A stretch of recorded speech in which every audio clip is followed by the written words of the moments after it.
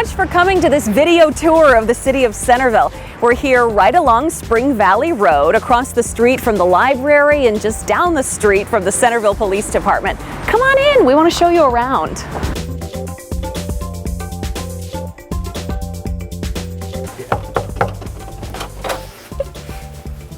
Why? Hey, Mayor. Thanks so much for having us here today. Well, thanks for coming by. I'd like to have an opportunity to talk a little bit about the city of Centerville and my role as the mayor of the city of Centerville. So why don't you have a seat and we can talk a couple minutes about what I do as the mayor of the city of Centerville. Thanks. So your office is right behind council chambers. My office is right here in the city building, right behind council chambers, and I'm fortunate to have a very nice office that have an opportunity to meet with people who want to talk about city issues. And so at this point, thanks for coming in, and I'll answer any questions you might have. But let me tell you just a little bit about the role of mayor of the city of Centerville. And first, we've had a number of mayors over the years. The city of Centerville became a city in 1968, so we've been incorporated for about 52 years. And we first were settled in this area in 1796. So we've been in this area. The people who live in the city of Centerville who started it, they were part of an organization that moved here, and that occurred in 1796. Since that period of time, a lot of people have now moved to the city of Centerville. We're about 25,000 people. And we have a form of government where we have an elected mayor, and then we have 6 council members. And those 6 council members, like the mayor, are elected for a 4-year term. All of us on council, and myself as the mayor, I'm not a full-time employee of the city of Centerville. I'm a part-time member of the city of Centerville, as are all the council members. The city council then decides the policies for the city, and we then appoint a professional city manager who is a full-time employee of the city of Centerville. So we're glad you're here. I'll tell you just a little bit more about what I do, and we're willing to take any questions. If you have any questions to your teachers, send them on over to us, and I'll be happy to answer them, and I'll get a response to you in a very short period of time. But first, I am elected. I was elected in 2015 for a 4-year term, and I was reelected in 2019. All mayors in the city of Centerville have served 4-year terms.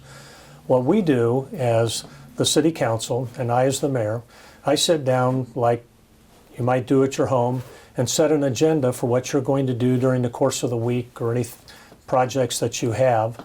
I set the agenda along with the city manager, and then in the course of our meetings, we meet almost every week, but we meet formally every other week. We go through that agenda and set the policies for the city of Centerville.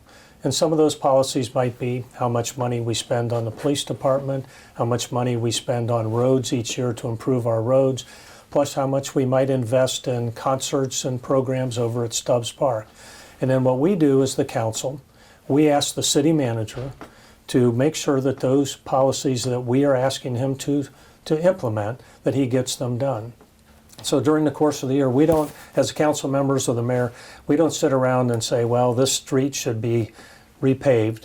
What we do is we rely upon the professional city manager to make recommendations to us about what roads do need to be paved and how much money should be spent on the police department, whether we need to acquire new police cars, new equipment, new dispatching service, new equipment out of Yankee Trace, new equipment at Benham's Grove. And then the council will approve those things, and we will ask the city manager and the staff to get those things accomplished. So it's a good working relationship. One of the things that I really enjoy doing as the mayor, I have an opportunity to perform weddings. And I will perform a number of weddings during the course of the year, and sometimes I go out to someone's house to perform a wedding, or sometimes I'll perform the wedding right here. But it's really an opportunity to meet people who are happy to be married, and I feel like it's an honor to be part of that, their family tradition of asking me to be the one that performs the marriage. So that's a lot of fun. So I'll open up for a couple questions at this time if you have any. Yeah, Mayor, 2 questions we often hear when students are in the building. If this is a part-time job, does that mean you have another job? And does being the mayor mean you're the richest man in Centerville? Well, I'll answer the latter one first. It is a tremendous honor to be the mayor of the city of Centerville. And from that respect, I have great friendships that I've developed by being the mayor, friendships with the members of the city staff, friendships with my fellow council members, and friendships with members of the community, which is really very, very satisfying. I'm very fortunate to serve in that role as the mayor because I do have a lot of friends in that regard, and it's a lot of fun.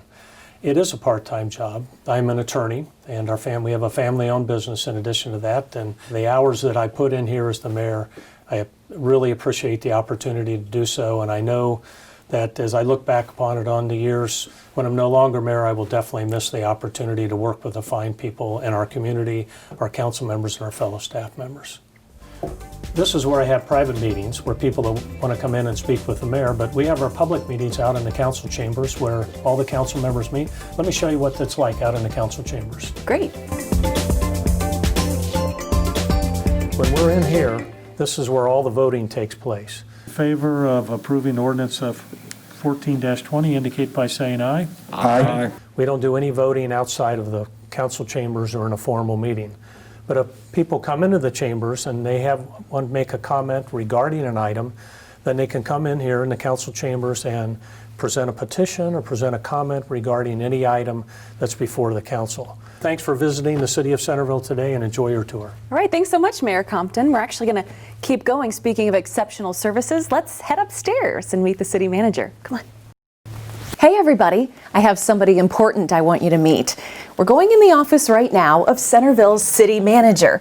This is Wayne Davis. He's the guy who runs the day-to-day operations of Centerville. How you doing today, Wayne? Wonderful, wonderful. Tell us a little bit about what it is you do.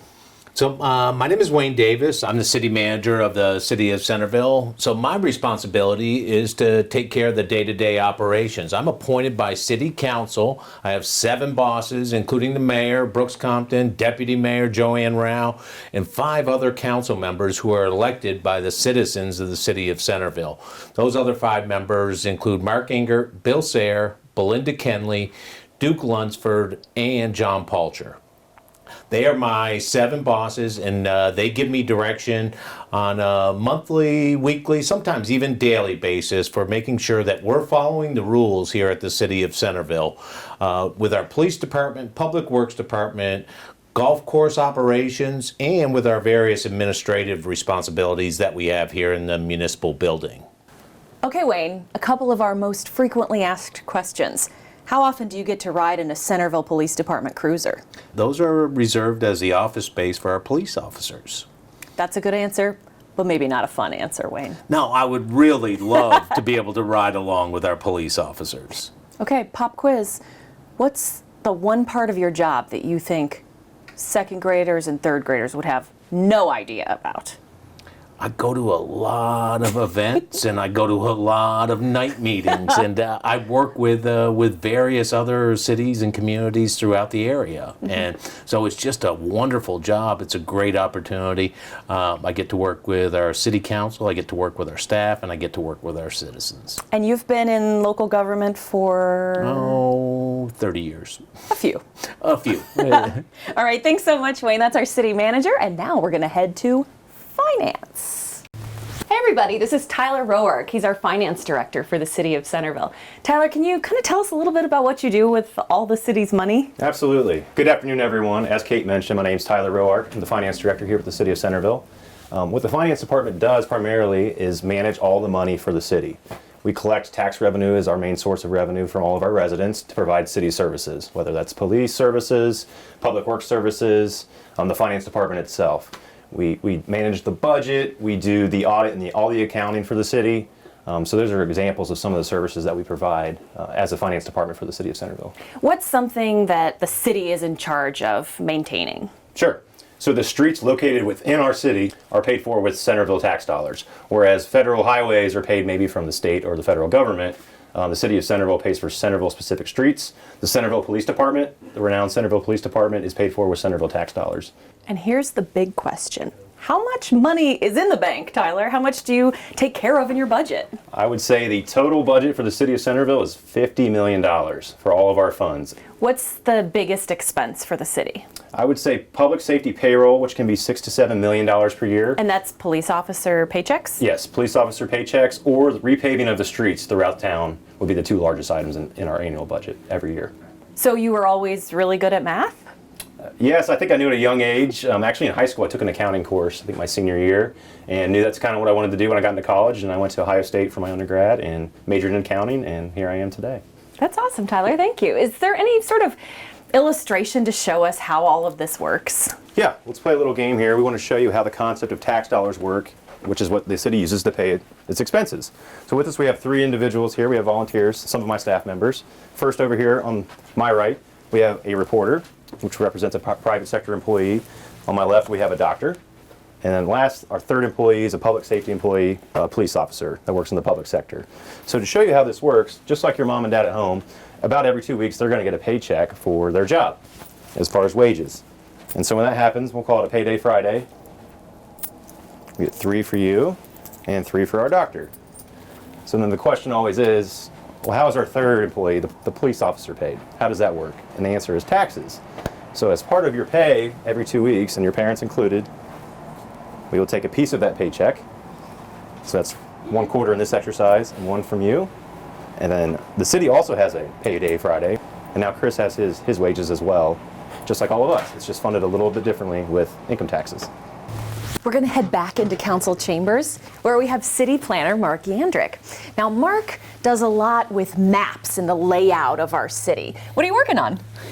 Hey Kate, hey everyone. Sorry you can't join us at City Hall today. I did want to share a little bit about myself and about planning in general. Planning is development. So what I focus on is all the geography in the city, all the development of houses, of buildings, of businesses, and of fences that are in the city. What else does planning do? Planning works with maps. We produce the maps for the city of Centerville, and look how many green spaces there are. You live in a very lucky place with all the parks that are here and the trees and the boulevards. That just doesn't happen by accident. It's a lot of hard work working with city council and the developers and the business community to design and maintain the fabric of this community. Each of the different zoning districts have different rules and regulations. The yellow zoning districts are places where you guys may live in residential districts. And then the pink is the office districts.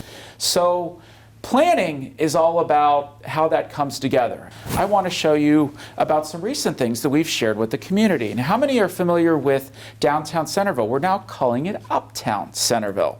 And you may be familiar with what it looks like up there, and we've got a vision for a redesign. This is a concept plan. We're not building this tomorrow as it is, but this is kind of sharing that vision with the residents, with the businesses, to see what we really would like to see up there. And if you notice, we're adding parking to make it easier to get around, to access places like Town Hall. We're adding green space, because how cool would it be to be up in Uptown Centerville and to be able to hang out and see all the different things go on and see your friends. But we're also looking to expand and add some houses. So we're working with the designer, and there's some cool possibilities for what might be up there. We talk about the design of a city. How do you build a city? Why is it important? Well, let's call this Parktown. Let's build a home. We got a few downtown homes. Let's put them in the center. Doesn't that make sense? You've got a school. You probably want the school close to downtown. And put that right there. What about a restaurant? Let's call this Marion's.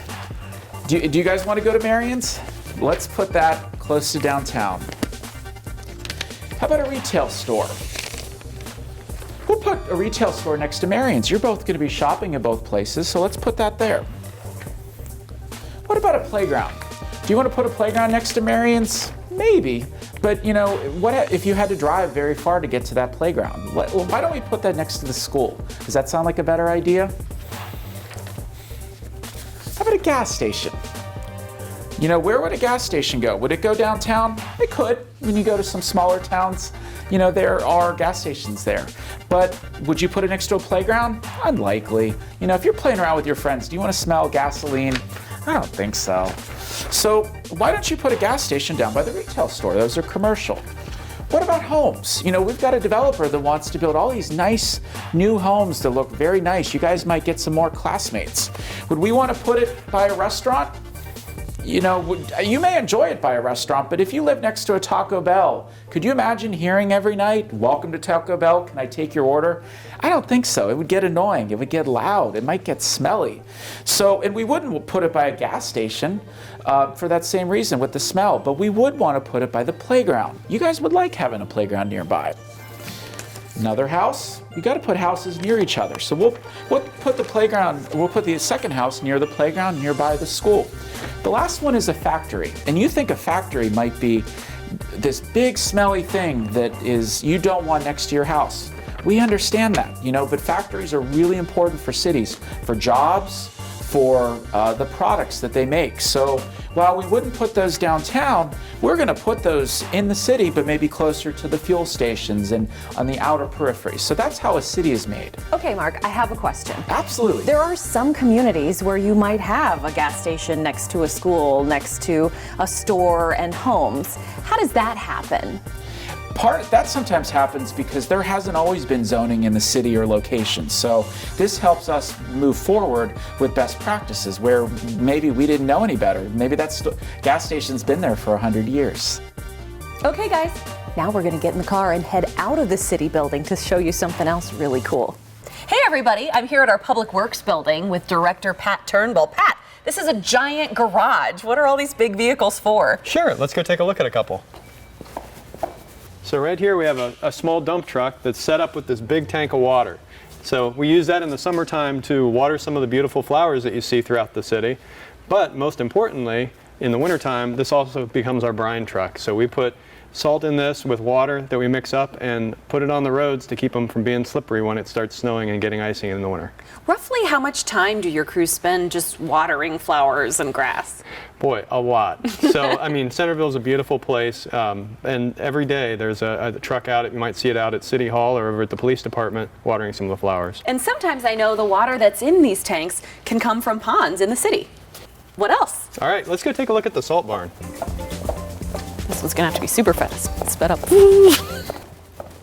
Wow, will this last us through the whole winter? It depends on the winter. So if it's a winter like last year where we didn't get much snow, it absolutely will. If we get a winter with a lot of snow events, we'll probably fill back up come about January. Can I touch it? Absolutely. Yes! Yep. Oh. It's kind of hard and crusty right now, right? Yeah. So you can break off little pieces of it. So where does it all come from? So most of this stuff comes from underneath Lake Erie. The Great Lakes have a great supply of salt actually under them, and it's mined up there and then brought down here. Okay, here's the big question. Can I put this on some French fries? It won't taste very good.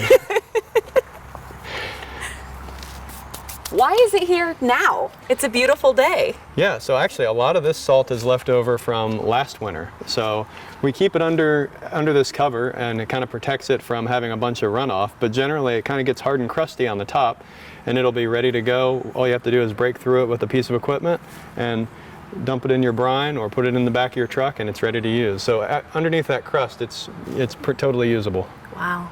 Something I've learned from talking to your crews, I always think winter would be their least favorite time to work, but almost all of them say summer. Yeah, actually, a lot of our crews really enjoy the wintertime. They enjoy getting out and, plowing snow is like one of those things where you really feel important, right? It's essential public service and people really appreciate having clean roads in Centerville. About how many employees work for Public Works? There's about 40 employees, and of those, about 30 of them will take a turn during the harsh winter going out and plowing roads. One of the most exciting parts of city operations is the Centerville Police Department. Since 1989, CPD has been a nationally accredited law enforcement agency. Our staff holds themselves responsible for maintaining the high standards set by the Commission in cooperation with law enforcement's major executive associations. That ensures the agency is up to date on current policies, procedures, and practices in law enforcement. Our state-of-the-art training center is used for meetings, classes, and open houses. We can also use the room as an emergency operations center in case of an emergency like a tornado or critical incident. EOC supplies are stored in the center and inspected every month to make sure we're prepared if a disaster strikes. Our dispatch center is reinforced with bullet-resistant walls and glass. This is where our operators answer 911 calls and assign crews out to people in need. Our evidence room stores all of the property and evidence we collect during investigations. Sometimes we have to hold on to it for many years, and it's quite a big job keeping track of everything. Our temporary holding facility allows us to hold people in custody up to 8 hours. Not only is it monitored with audio and video, we have separate areas for people under 18 and adults. We also have a fitness center to allow our staff to stay healthy and fit. The equipment here was donated by the parents of Officer John Calaman. We lost him in the line of duty in 1998. Our facility is also equipped with a gun range so staff members can maintain their proficiency and certify weapons. Centerville police officers are among the best in the country. They take their role in protecting our community very seriously, and we are grateful for all they do. Hey, thanks so much for spending part of your day with us. We would much rather have you in person here in council chambers, but while that's not possible, we tried to do the next best thing. Can't wait to have you here someday soon. Thanks.